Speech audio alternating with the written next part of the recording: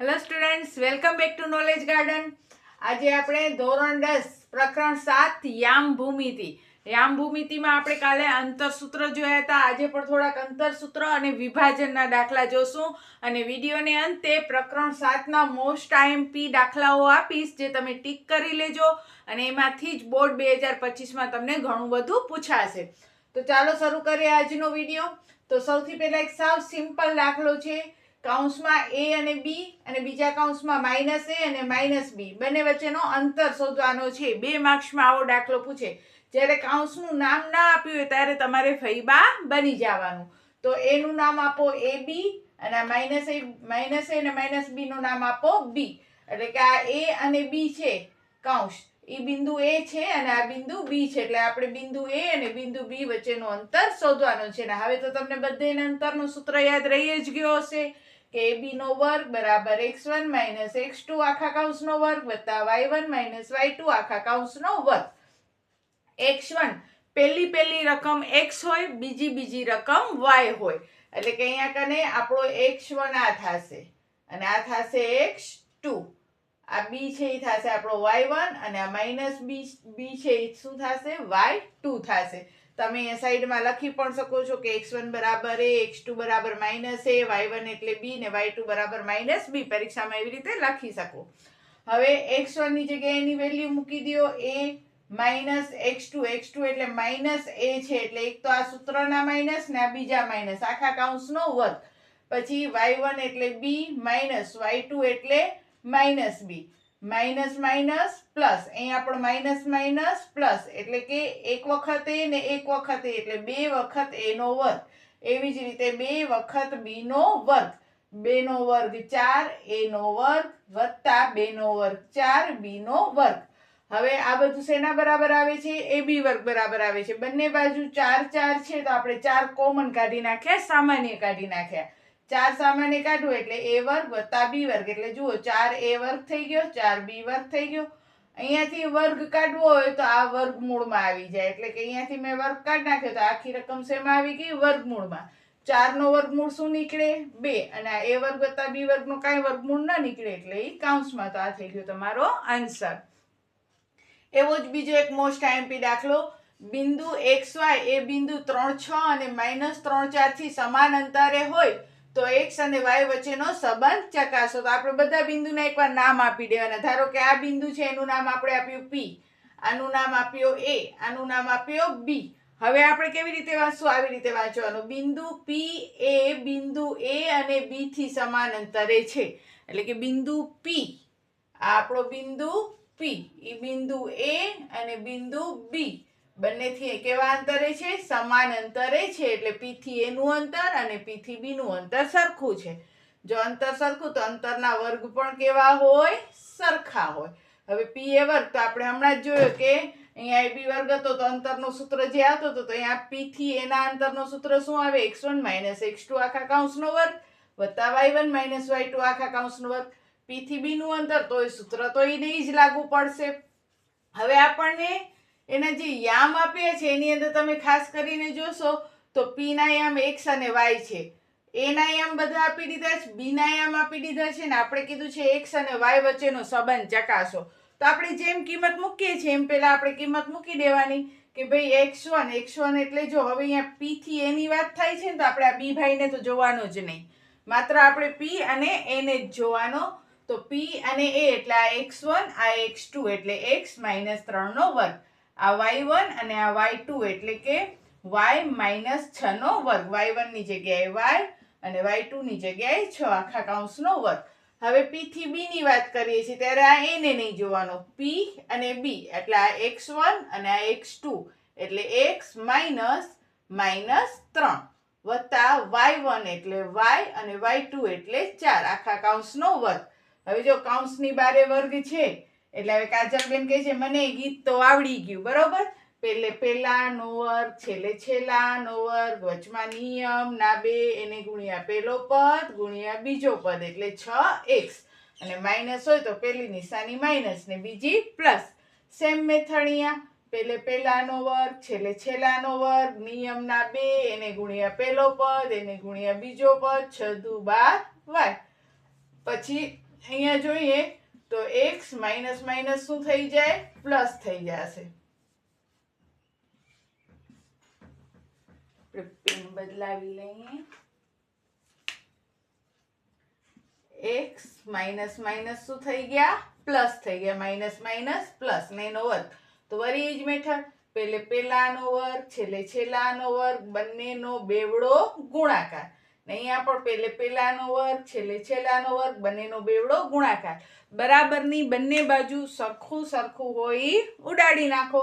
એટલે જો અહીંયા x વર્ગ અને આ આપણો બીજો બરાબર આયરો, આ x વર્ગ વત્તા આ પણ x વર્ગ વત્તા અહીંયા આવશે તો ઓછા થઈ જશે એટલે ઉડી ગયા. y વર્ગ ઉડી ગયા. 9 અને 9 ઉડી ગયા. જો x વર્ગ 9 9 y વર્ગ સરખી સરખી નિશાની હોય બરાબરની આ સાઈડ પણ ઓલી સાઈડ પણ, તો આ પ્લસ છે આ પ્લસ છે તો પ્લસ અહીંયા આવે તો માઇનસ થઈ જાય એટલે ઉડાડી નાખવાના.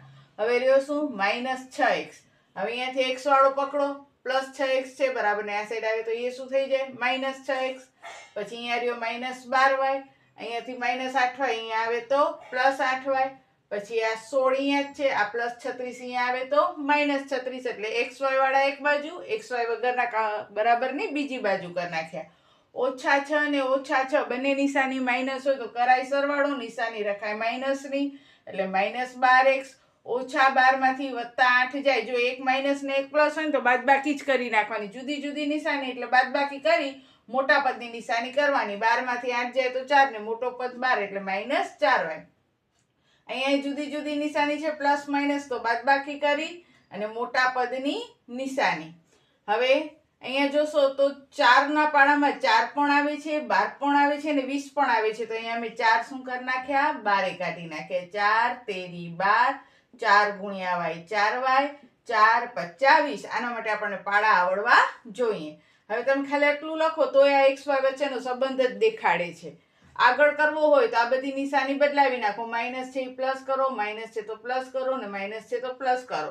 અને પછી આમ પણ લખી શકો કે આ +5 અહીંયા આવે તો -5. આ રીતે દેખાડી શકો, આ રીતે દેખાડી શકો ને આ રીતે દેખાડી શકો. ત્રણેય રીતથી તમે દેખાડી શકો ને તમને પૂરા જ માર્ક્સ મળે. અને હવે આપણે કરીએ વિભાજનના સૂત્ર થોડા અને ત્યારબાદ આપણે ચોરસ ને લંબચોરસની ને એની માહિતી લઈએ. આ દાખલો જરાક અલગ ટાઈપનો છે પણ આની અંદર તમે કોમન સેન્સ વાપરો. 3 માર્ક્સમાં પૂછાતો હોય છે, ક્યારેક 2 માર્ક્સમાં, પણ મોસ્ટ ઓફ 3 માર્ક્સની વેલ્યુ ધરાવે છે. અહીંયા તમને કહે છે કે 1 2 4y x6 3 5 એ સમાંતર બાજુ ચતુષ્કોણ છે એટલે કે એના બિંદુઓ છે. તો આપણે x અને y એટલે કે આ y અને આ x શોધવાનો છે. તો પહેલા તો જો આપણે સમાંતર બાજુ ચતુષ્કોણ દોરી લીધું, a b c અને d આડો લંબચોરસ, બરોબર. હવે આપણે સમાંતર બાજુના ચતુષ્કોણના હું તમને અહીંયા નિયમ કહું છું, એ તમને જ્યારે બાજુઓ શોધવાની હોય ત્યારે કામ આવશે. પણ આપણે અહીંયા એ નિયમનો ઉપયોગ નહીં કરીએ. સમજીએ શું કામ નહીં કરીએ. સમાંતર બાજુ ચતુષ્કોણ હોય તો AB અને CD સામસામેની બાજુ કેવી હોય, સરખી હોય.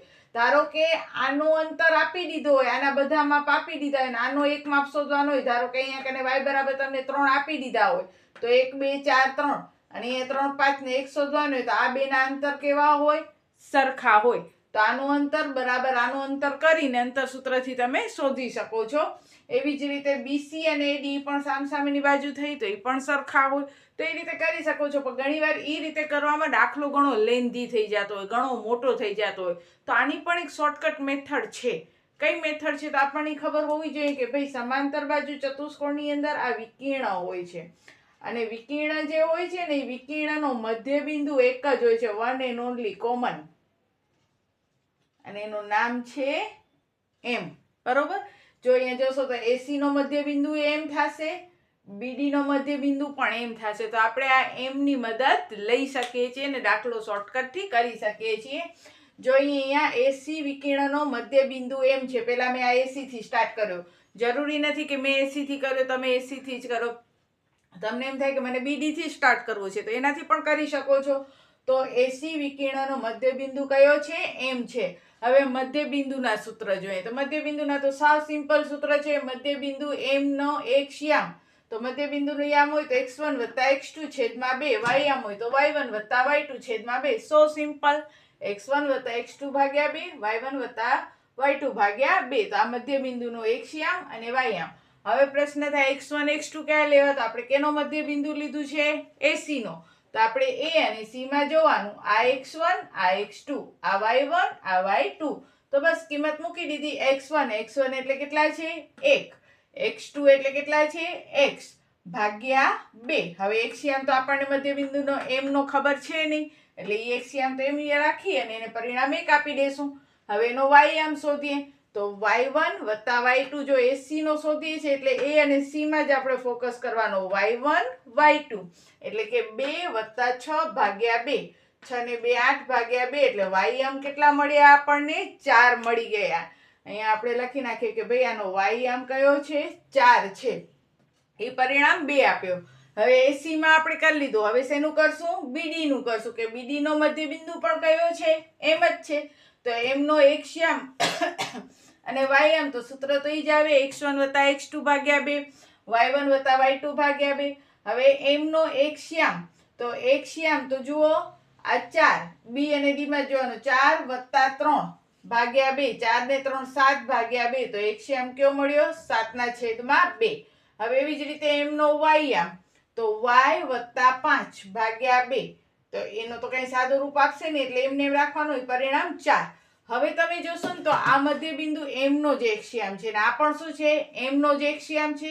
જો આ પણ m નો એક્સ્યામ, આ પણ m નો એક્સ્યામ, કારણ કે AC નો મધ્ય બિંદુ m છે તો BD નો મધ્ય બિંદુ m જ છે. તો બંને m નો એક્સ્યામ પણ કેવા હોય, સરખા હોય. એનો મતલબ પરિણામ 1 અને 3 સરખા હોવા જોઈએ. જો પરિણામ 1 અને 3 સરખા હોય તો 1 વત્તા x/2 બરાબર જ શું હોવા જોઈએ, 7/2 હોવા જોઈએ.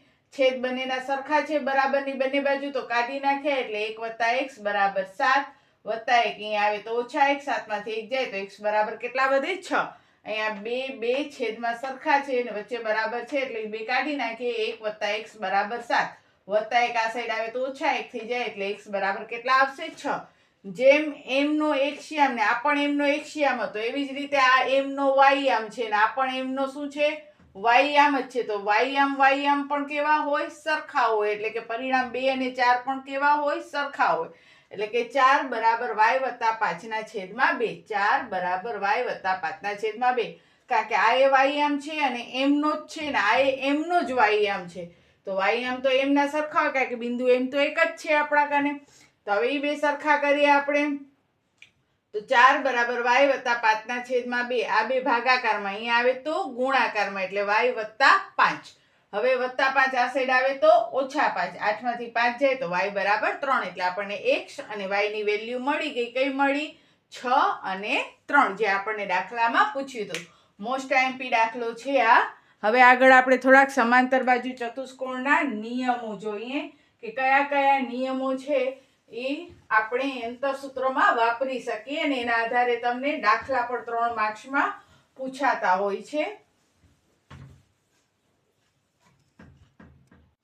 હવે જોઈએ ચતુષ્કોણ વાળો. અહીંયા તમને 4 બિંદુઓના યામ આપ્યા છે, 4 5 7 6 4 3 1 2 અને કહેશે કે આ કયો ચતુષ્કોણ છે, અથવા એમ પણ કહી શકે કે આ ચોરસ છે કે નહીં, સમાંતર બાજુ છે કે નહીં, લંબચોરસ છે કે નહીં, અથવા એમ કે ભાઈ આ લંબચોરસના શિરોબિંદુ છે સાબિત કરો, સમાંતર બાજુ ચતુષ્કોણના શિરોબિંદુ છે સાબિત કરો, ચોરસના શિરોબિંદુ છે સાબિત કરો.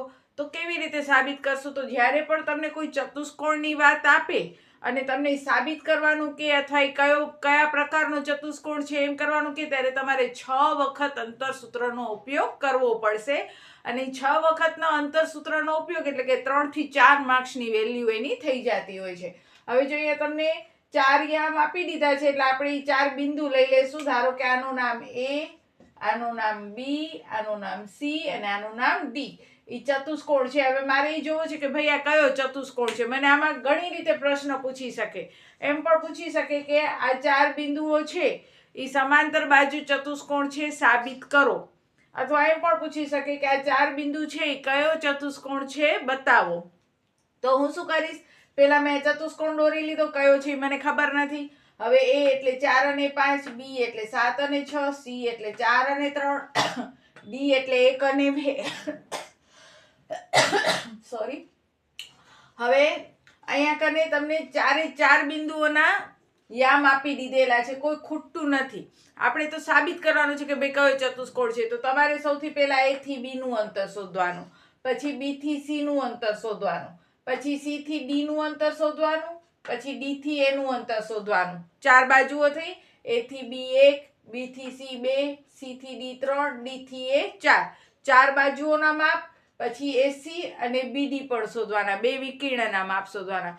જો ચારે બાજુના માપ સરખા હોય, ચારે ચાર સરખા હોય, ધારો કે આનો 5 મળ્યો, આનો 5, આનો 5 ને આનો 5, બરોબર, તો ચોરસ કા સમબાજુ હોય. હવે ચોરસ છે કે સમબાજુ, તો એના માટે આપણે વિકર્ણનો માપ લેવાનો. જો AC અને BD સરખા હોય તો ચારે બાજુના માપ સરખા છે અને AC BD પરસ્પર કેવા છે? સરખા છે, તો ચોરસ. ચારે બાજુના માપ સરખા છે પણ AC BD પરસ્પર સરખા નથી, તો સમબાજુ. પછી સામસામેની બાજુઓ જ માત્ર સરખી છે અને વિકર્ણ સરખા છે પરસ્પર, તો લંબચોરસ. સામસામેની બાજુઓ સરખી છે પરંતુ વિકર્ણ સરખા નથી, તો સમાંતર બાજુ ચતુષ્કોણ કહેવાશે. અને આવી રીતે 4 ચતુષ્કોણમાંથી કયો ચતુષ્કોણ છે આપણે નક્કી કરવાનો. એટલે હવે તમને નિયમ તો ખબર પડી ગઈ કે ચોરસ હોય તો ચારે બાજુ સરખી અને એના બંને વિકર્ણ પણ સરખા હોય. સમબાજુ હોય તો 4 બાજુ સરખી હોય પણ બંને વિકર્ણના માપ જુદા જુદા હોય. લંબચોરસ હોય તો સામસામેની બાજુના માપ સરખા હોય અને બંને વિકર્ણ પણ એકબીજા સાથે સરખા હોય. અને સમાંતર બાજુ ચતુષ્કોણ હોય તો સામસામેની બાજુના માપ સરખા હોય અને વિકર્ણ એકબીજાથી સરખા ન હોય. આ રૂલ્સ તમને ખબર હોવી જોઈએ. હવે આપણે સૌથી પહેલા AB જોઈએ. તો A અને B એટલે આપણે A અને B માં જ જોવાનું. x1 - x2 આખા કૌંસનો વર્ગ વત્તા y1 - y2 આખા કૌંસનો વર્ગ, અંતરનો જ સૂત્ર. હવે અહીંયા જોઈએ તો x1 એટલે 4 અને આ 7, એટલે કે x1 - x2 આખા કૌંસનો વર્ગ, y1 - y2 આખા કૌંસનો વર્ગ. 4 માંથી 7 જાય તો -3, 5 માંથી 6 જાય તો -1, -3 નો વર્ગ 9, -1 નો વર્ગ 1, 9 ને 1 10, એટલે AB વર્ગ 10 મળ્યો. એટલે AB બરાબર વર્ગમૂળમાં 10. હવે શોધીએ BC. હવે ઘડિયા ઘડી મેં સૂત્ર નથી લખ્યા, ડાયરેક્ટ કિંમત મૂકી દીધી. x1 - x2 આખા કૌંસનો વર્ગ વત્તા y1 - y2 આખા કૌંસનો વર્ગ. 7 માંથી 4 જાય તો 3 નો વર્ગ, 6 માંથી 3 જાય તો 3 નો વર્ગ, 3 નો વર્ગ 9, 3 નો વર્ગ 9, એટલે BC નો વર્ગ 18. 18 ના ભાગ પાડો, 9 દુ 18, 9 ને વર્ગમૂળમાંથી બારે કાઢી તો કેટલા થઈ જાય? 3 થઈ જાય. એટલે BC નો માપ મળશે 3 વર્ગમૂળ 2. ને જો તમને એવું ના આવડતું હોય આવું કરતા, તો સિમ્પલી તમે આમ લખી નાખવાનું કે BC બરાબર વર્ગમૂળમાં 18. એટલું તો ફાવે જ. વર્ગ કાઢીને આને છાપરામાં નાખી દો. પછી CD નો માપ શોધો. તો x1 - x2 આખા કૌંસનો વર્ગ, y1 - y2 આખા કૌંસનો વર્ગ. 4 માંથી 1 જાય 3 નો વર્ગ, 3 માંથી 2 જાય 1 નો વર્ગ, 3 નો વર્ગ 9, 1 નો વર્ગ 1, 9 ને 1 10, એટલે CD બરાબર વર્ગમૂળમાં 10. પછી એવી જ રીતે A થી D નો માપ, 4 - 1 નો વર્ગ અને 5 - 2 નો વર્ગ. 4 માંથી 1 જાય તો 3 નો વર્ગ, 5 માંથી 2 જાય તો 3 નો વર્ગ, 3 નો વર્ગ 9, 3 નો વર્ગ 9, એટલે 9 ને 9 18, એટલે AD બરાબર વર્ગમૂળમાં 18. હવે AC નો માપ. તો x1 - x2 y1 - y2, એટલે કે 4 માંથી 4 જાય તો 0 નો વર્ગ ને 5 માંથી 3 જાય તો 2 નો વર્ગ. 2 નો વર્ગ કેટલો થયો? 4. 4 વત્તા 0 એટલે 4 જ રહે. AC નો વર્ગ 4, એટલે AC બરાબર 2. જેમ આપણે AC નો જોયો એવી રીતે BD નો. x1 - x2 એટલે કે 7 - 1 નો વર્ગ, 6 - 2 નો વર્ગ. 7 માંથી 1 જાય તો 6 નો વર્ગ, 6 માંથી 2 જાય તો 4 નો વર્ગ. 6 નો વર્ગ 36, 4 નો વર્ગ 16. 36 ને 16 52, એટલે 13 ચોક 52. હવે જો તમને ભાગ પાડતા ના આવડે તો તમે સિમ્પલી વર્ગમૂળમાં 52 આમ લખી શકો છો. ભાગ પાડતા આવડે તો વધારે સારું. 13 ચોક 52, 13 ના કઈ ભાગ ન પડે ને 4 નો વર્ગમૂળ કેટલો થાય? 2. હવે અહીંયા જોશું તો જો આ AB અને આ CD, ABCD તો જુઓ સામસામેની બાજુ થઈ. એ બંનેના માપ કેવા છે? સરખા છે. પછી એવી જ રીતે આ BC અને આ AD, તો એના માપ જુઓ. આ BC નો માપ વર્ગમૂળમાં 18 કયો કે 3 વર્ગમૂળ 2 કયો, અને આ AD નો માપ વર્ગમૂળમાં 18 કયો કે 3 વર્ગમૂળ 2 કયો. એ બંને પણ કેવા છે? સરખા. સામસામેની બાજુઓ સરખી છે. હવે જો વિકર્ણ પણ સરખા હોય તો લંબચોરસ આવે, કારણ કે સામસામેની બાજુ સરખી છે. પણ અહીંયા જોશો તો વિકર્ણ AC નો માપ 2 આવ્યો અને BD નો માપ આવ્યો 2 વર્ગમૂળ 3 અથવા 52, જે કયો હોય, બરોબર. તો અહીંયા કને વિકર્ણ કેવા છે? જુદા જુદા છે. એટલે આપણે લખવાનું AB બરાબર CD છે, BC બરાબર AD છે, પણ AC અને BD વિકર્ણ સમાન નથી, માટે સમાંતર બાજુ ચતુષ્કોણ છે. આ એક એક્ઝામ્પલ હતો સમાંતર બાજુનો. આવી રીતે ચોરસ કે લંબચોરસ કે, ચોરસ હોય તો બધી બાજુ વિકર્ણ સરખા થવા જોઈએ, લંબચોરસ કે તો સામસામેની બાજુ સરખીને વિકર્ણ સરખા થવા જોઈએ. તો બસ આ રૂલ્સથી તમને આ 3 માર્ક્સમાં પૂછાશે.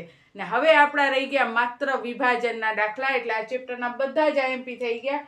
પણ અહીંથી પહેલા મેં તમને જે પ્રમાણે કીધું હતું કે પહેલા IMP ટીક કરી લ્યો, જેથી કરી અને તમે પોતાની રીતે પણ ગણતરી કરી શકો. તો 7મો ચેપ્ટર કાઢવો. આપણી જે આ બુક છે એ જ આપણા માટે મોસ્ટ IMP કહેવાય, કારણ કે બુકમાંથી જ બોર્ડના પેપર નીકળતા હોય છે. તો સૌથી પહેલા 7મા ચેપ્ટરની અંદર તમારે ટીક કરવાનું છે ઉદાહરણ 5. ઉદાહરણ 5 હું જે બોલું છું એ પ્રમાણે ટીક કરી લેજો. ઉદાહરણ 5 પછી 7.1 નો દાખલા નંબર 1 ની અંદર ત્રીજો દાખલો જે આપણે સ્ટાર્ટિંગ કર્યો આ વિડીયોમાં, AB અને -A અને -B વાળો. પછી દાખલા નંબર 3 અને 4 બિંદુઓ અસમરેખ છે. હવે અસમરેખ કેવી રીતે સાબિત કરશો? તો કોઈ પણ બે બાજુનો સરવાળો જો ત્રીજી બાજુ જેટલો થાય, અહીંયા 3 બિંદુ આપેલા હશે, એ આપણે નેક્સ્ટ વિડીયોમાં કરશું જ. 3 બિંદુ આપેલા હશે, ત્રણેયના યામ શોધવાના. A થી B નો યામ, B થી C નો યામ ને C થી A નો યામ, ત્રણેય બિંદુના યામ શોધવાના. જો કોઈ પણ બે બાજુનો સરવાળો ત્રીજી જેટલો થતો હોય તો સમરેખ છે, નહીતર નથી. પછી એવી જ રીતે 3 બિંદુના યામ ચોથા દાખલામાં આપી દીધા છે. 5 - 2 6 4 7 - 2 અને સમદ્વિભુજ ત્રિકોણ સાબિત કરો. સમદ્વિભુજ એટલે એની બે બાજુ આના જેમ જ. અહીંયા કને ત્રિકોણ આપ્યો છે ચોરસને બદલે, તો આપણે શું કરવાનું કે આ સમદ્વિભુજ ત્રિકોણ હોય જો, તો અહીંયા કને કોઈ પણ બે બાજુના માપ કેવા થવા જોઈએ? સરખા થવા જોઈએ. એટલે A થી B નું અંતર શોધવાનું, B થી C નું અંતર શોધવાનું અને C થી A નું અંતર શોધવાનું. કોઈ બે અંતર સરખા હોય તો સમદ્વિભુજ ત્રિકોણ કહેવાય. પછી દાખલા નંબર 6, એમાંથી આવો કોઈક દાખલો પૂછી શકે. દાખલા નંબર 7, ત્યારબાદ દાખલા નંબર 10.